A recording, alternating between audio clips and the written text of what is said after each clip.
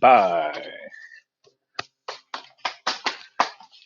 the end of this lesson, you will be able to do the following. Identify the forces are acting on an object and also draw a free body diagram to capture that. Okay, so force. What is a force? This is a push or pull that causes acceleration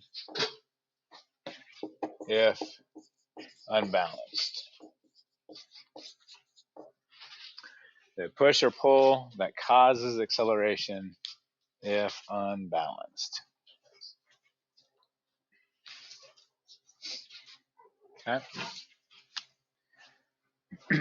A force is a vector.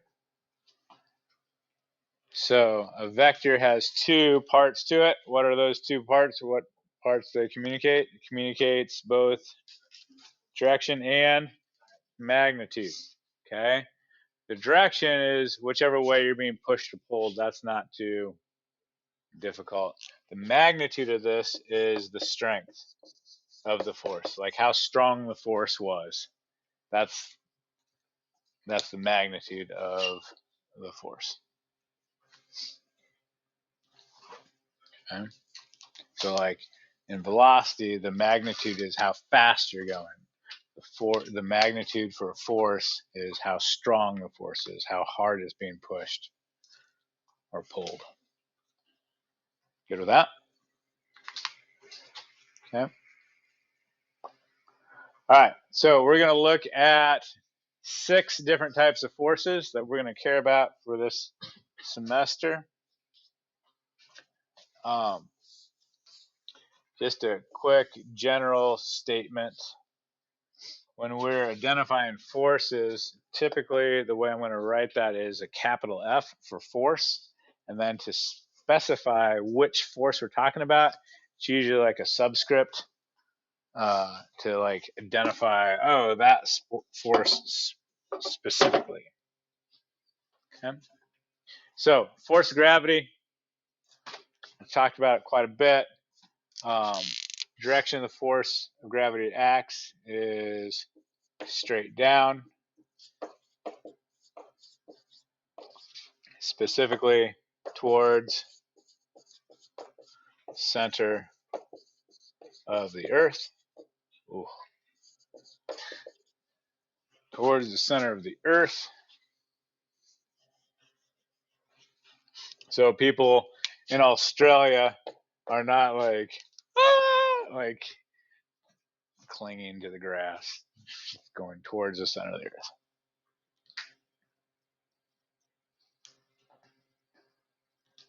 Okay.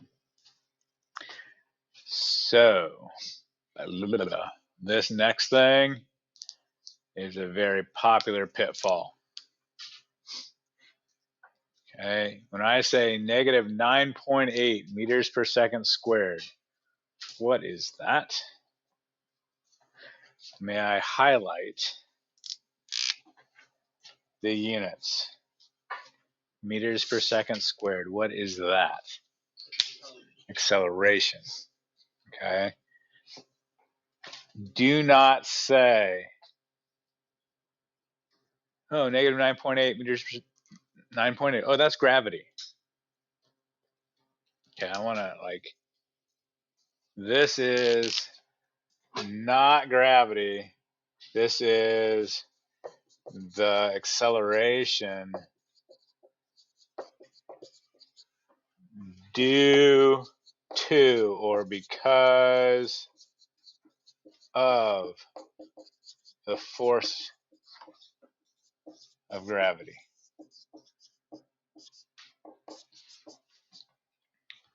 Okay, this is how something moves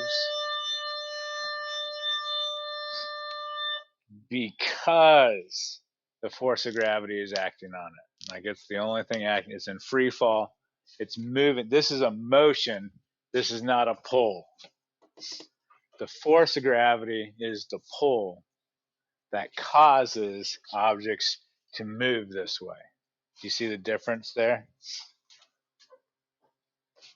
This is a result. This is how something's going to react to if the force of gravity is acting on it, and that's it. Okay. Good there?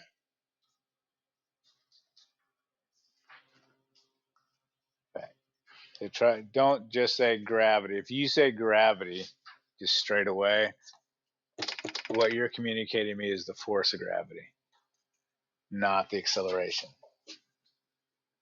Okay. So what's another name for force of gravity? This is kind of a mind blower. Another name for force of gravity is your weight, how much something weighs. Okay. In America, we measure that in pounds.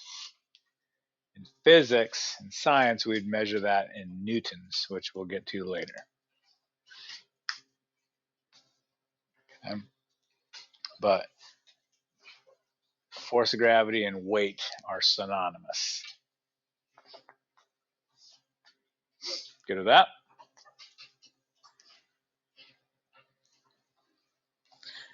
Next type of force is friction. Friction's our only example where it's like in lowercase f, and there's more details to come in a couple weeks. But friction, we've talked about that in general, not to great detail, but it is a force that exists. This is it's caused by the roughness between surfaces, caused by the roughness between surfaces, and it always acts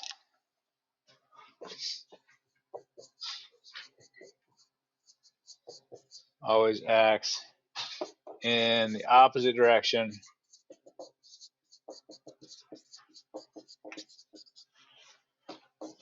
to the way an object wants to slip or slide. It always acts in the opposite way that the object wants to slip or slide.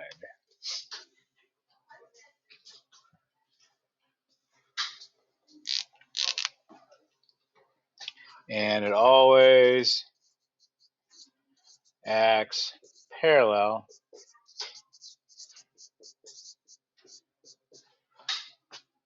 to the surface.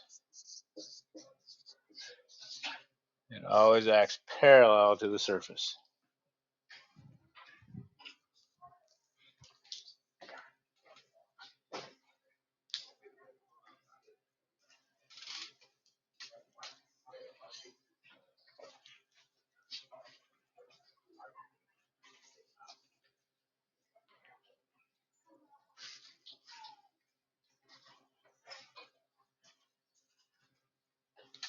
Good at that.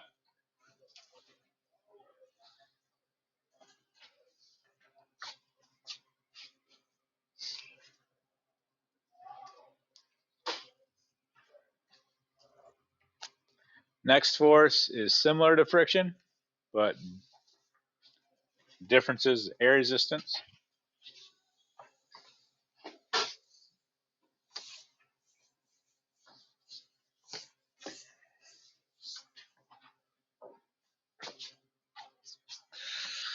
Air resistance, if you ever stuck your face out of a moving car, that feeling, air resistance, this is caused by a plethora of collisions with air molecules.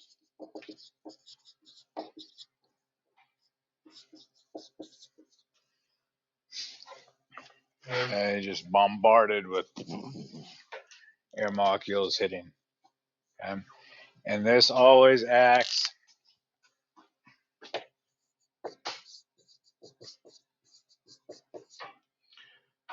in the opposite direction of motion. Always acts in the opposite direction of motion.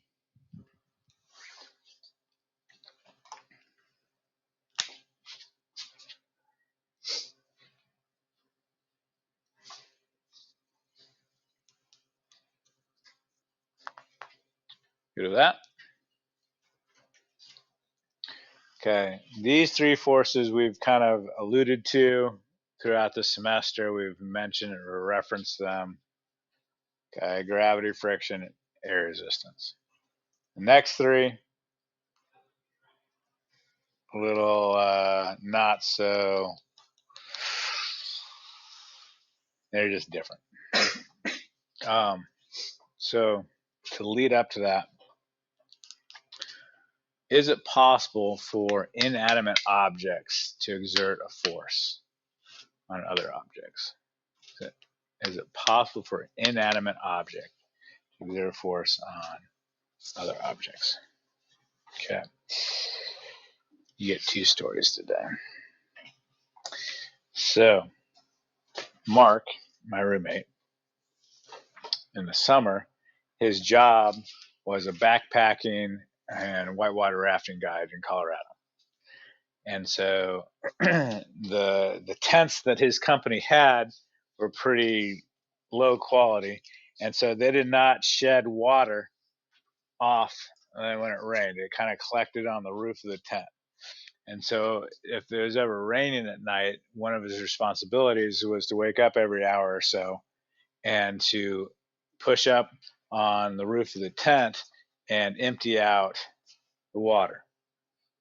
Okay. So he does that all summer. Comes back to Purdue in the fall.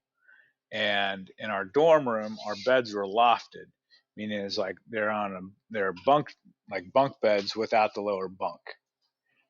And so we're sleeping in an elevated near the ceiling. We go to bed one night and it's raining. Mark wakes up in the middle of the night, sees the roof of the tent right here, thinks to himself, oh, good thing I woke up. And he pushed this water off this tent. So he goes to push and he's pushing on the ceiling and he's pushing and it's like, wow, that's a lot of water. It's really heavy. And he pushes harder, harder. He's like, he gets two hands up there. He's like, man, this is, oh my goodness. I wake up to him, both hands, both feet on the ceiling, pushing as hard as like, no! Okay? Like, Mark, wake up, wake up. It's just a dream, man. I don't know. It's, oh my goodness. I thought I was going to die. Like, just all that water is going to. Okay. Did the ceiling exert a force on Mark? Was the ceiling exerting a force on Mark? Yes. To the point where he thought he was going to get crushed. Okay. Good with that? Can inanimate objects exert a force? Absolutely. Try running into a wall. See if that hurts or not. Like,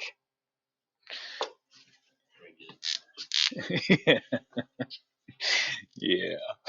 All right. So we call this an. Yes, it's true. Um, we call this a normal force. It's a weird name. I'll explain where it comes from. But a normal force, this is um, a supportive force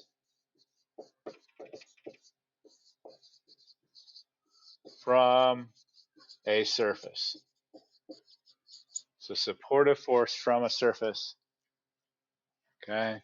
And it always acts perpendicular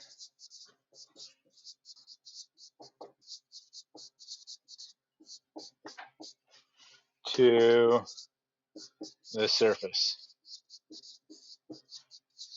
Always acts perpendicular to the surface.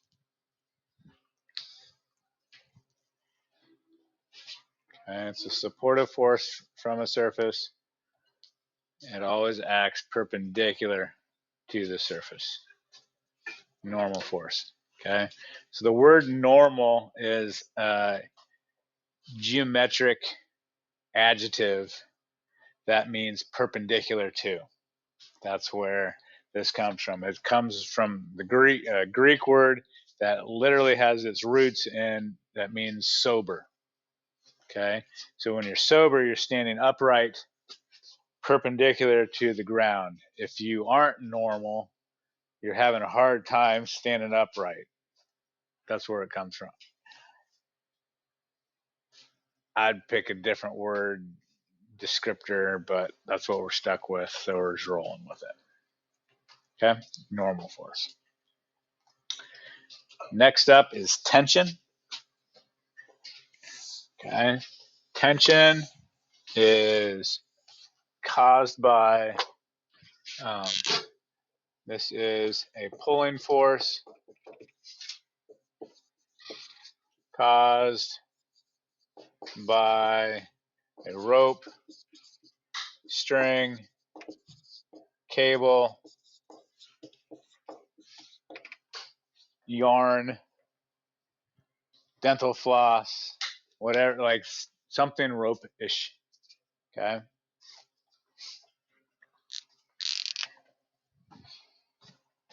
So always pulls and always acts parallel to the rope.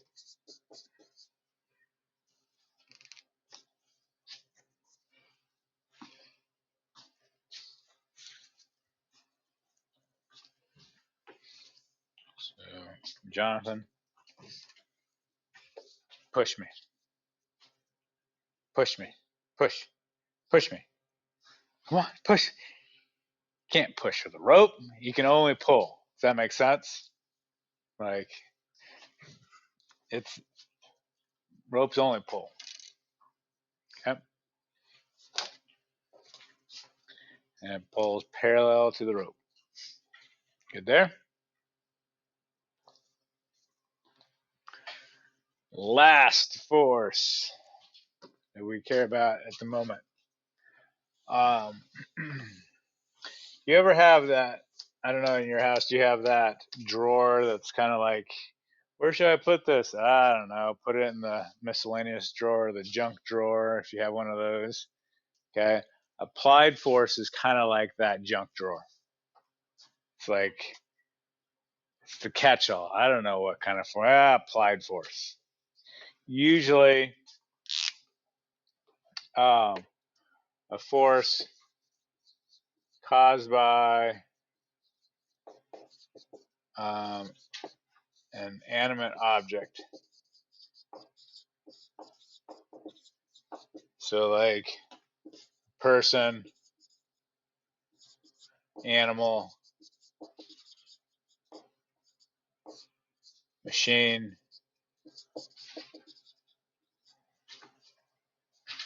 Just like, I don't know. I don't know what it is. Applied force.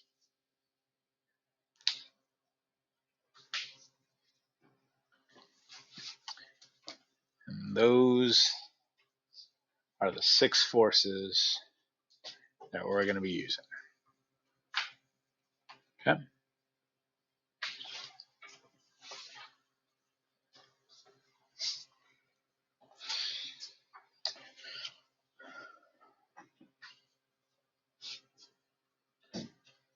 All right. Now we're going to use those forces to draw a free body diagram. You're welcome to take a picture. I wouldn't necessarily worry about writing all these down. There's a bunch of list of rules, but hopefully by the time we use them enough, this will just become a, I don't see you studying this. I see you using it. Okay, so free body diagram. captures or illustrates all the forces that are acting on an object. Nothing else, just forces. So no velocity, no acceleration, no displacement, just forces. We draw the forces from the center of mass of the object with arrows, like that are vectors. We look at the forces that are acting on the object, not what the object is doing, but what is happening to the object. And in order for a force to act on an object, there needs to be another object in contact with, touching another object in order to exert a force. The only exception to that is the force of gravity. It can pull on you even though you're not touching the earth. Does that make sense? Like you can jump off a diving board, not touching anything, but gravity is still a thing. Okay, that's the only exception. All other forces require an object to be in physical contact with you. Okay. So, free body diagram. You got an object, example, person standing on the floor. How do you draw a free body diagram? You draw whatever object you have as a box. So you don't have to be an artist to do this. Just draw a box and put a belly button on that box. This belly button represents the center of mass. We're going to draw all our forces from that center of mass. Okay. What forces are acting on the person standing at rest? Brandon. Okay. So gravity acting straight down, starting at the center of mass. Okay. Now, I'll just give you this insight. Pretty sure this whole semester, we're not going to leave the surface of the earth. Free body diagrams will always have a force of gravity acting on them. That's just kind of a given. Okay. Now, if we left it at this person would be in free fall.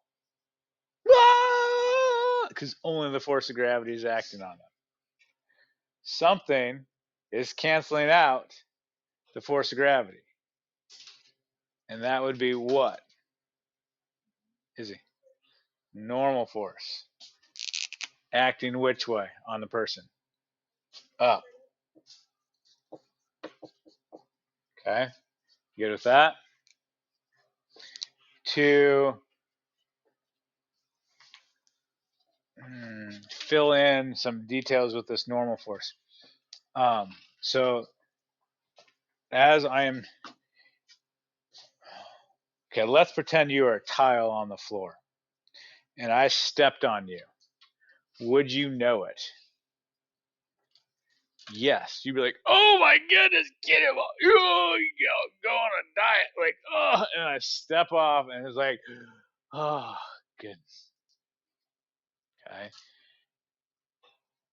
At a molecular level, catch this. At a molecular level, wherever I'm standing, the molecules of the floor are actually flexing, kind of like a trampoline would flex if someone stood on the trampoline. You'd be like, arr! Okay, very microscopic level, so you can't see it, but there is some of that going on to support me. Just like a trampoline would support me, so the molecules of the floor support me. Okay, so that's where the normal force comes from. With that, free body diagram. Next free body diagram is kicking a box. So give this a shot yourself. There's the box. As I'm kicking the box, as my foot is in contact with the box, draw the free body diagram. Okay. Here's another important detail. Ready for this? The default setting for free body diagrams always Ignore air resistance, which we have been doing. That's consistent. And always include friction. That's the default. Now, if the problem says to do something other than the default, follow what the problem tells you to do. If the problem says it's a frictionless surface, ignore friction. If the problem says include air resistance, then do so. But your default, if it doesn't say anything about friction or air resistance, include friction, ignore air resistance.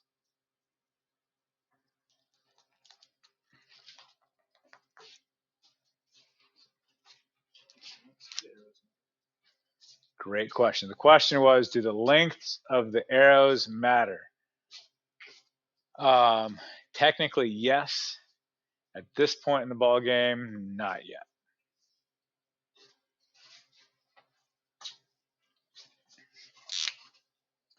Will they ever count in this class? Not unless I'm telling you to draw it to scale.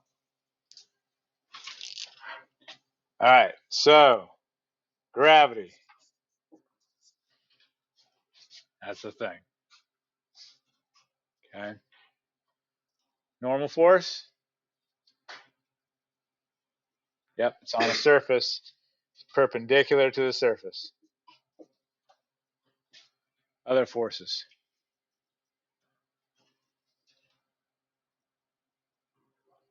Applied force going to the right from the foot. Bless you. Easy.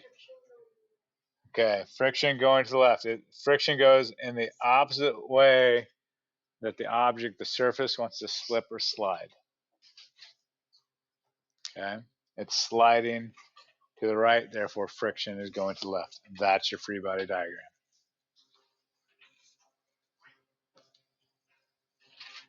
Good with that? Questions? Points of confusion? Now, a follow-up question. After I've kicked it, but before it stops, sorry, Carter. Before it hits Carter's foot, the free body diagram while it's sliding.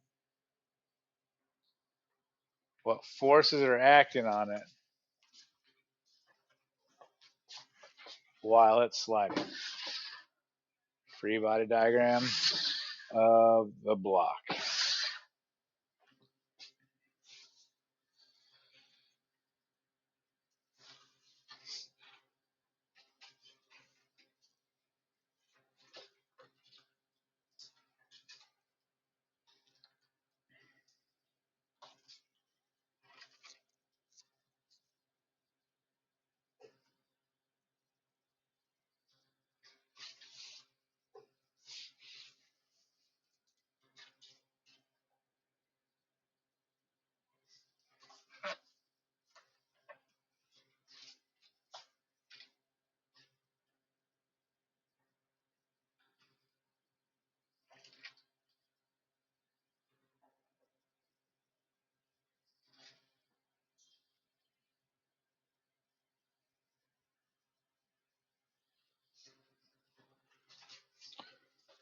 Okay. Gravity, still a thing. Normal force? Yep. Friction? Yep. But applied force? Is there anything going that way?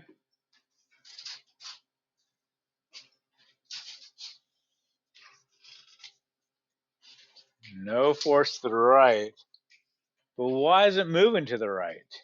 Like, what enables it to do that?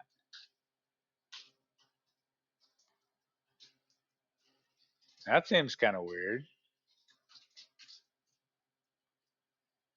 Why would it be moving to the right if there's no forces to the right? Inertia. Okay. I've already put it in motion. If we talk about inertia in detail of the box, okay, initially it's at rest and wants to stay at rest. Okay, and then I kick it. Like, okay, and its inertia is like no, and then it's now moving. Now it's moving. It wants to continue moving. It's like, okay, good. Let's just keep on doing this. If there wasn't any friction on the floor, this would continue on forever. Bless you. No force included. Okay, no additional force required. It just continues to move. Okay, so I'll say this often. Oops. But inertia is not a force. Inertia is not a force.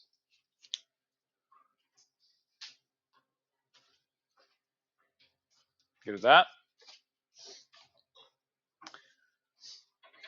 Last free body diagram.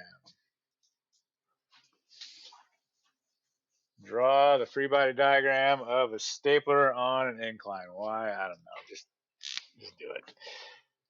A recommendation, anytime you're on an incline or a ramp, I would draw the box that captures that.